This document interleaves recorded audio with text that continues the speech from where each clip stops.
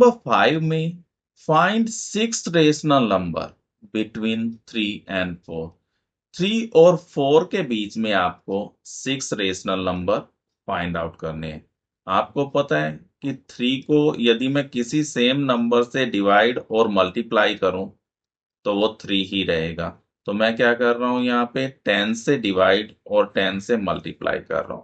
तो ये वैल्यू बनी आपके पास 30/10। इसी तरह से 4 को भी मैं 10 से मल्टीप्लाई एंड डिवाइड कर रहा हूं। ध्यान ये रखना होता है कि दोनों नंबर्स का जो डिनोमिनेटर बने नीचे वाली क्वांटिटी वो सेम होनी चाहिए। तो ये हो गया 40/10। ये यहाँ पे 10 है।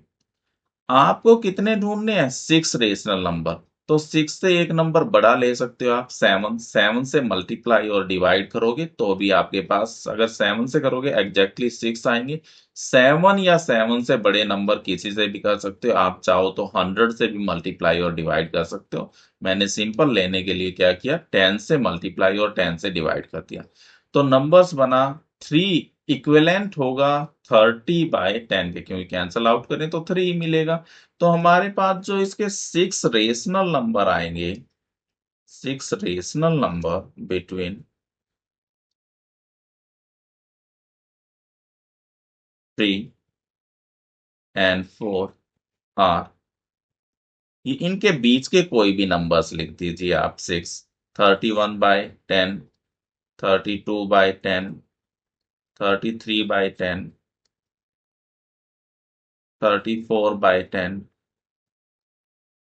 35/10।